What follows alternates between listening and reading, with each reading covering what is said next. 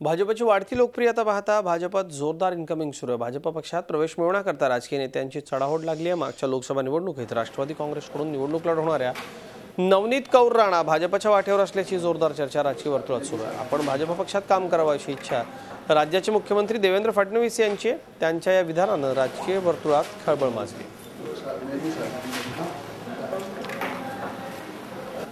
मागच्या निवडणुकीत देखील नवनीत कौर राणा यांच्या तिकिटावरून मोठा वाद झाला होता। राष्ट्रवादी काँग्रेसमध्ये बंडखोरी झाली होती, त्यांना तिकीट दिलं म्हणून मात्र त्यांनी राष्ट्रवादीच्या तिकिटावरती निवडणूक लढवली आणि आता त्या भाजपच्या वाटेवर आहेत अशी चर्चा आहे।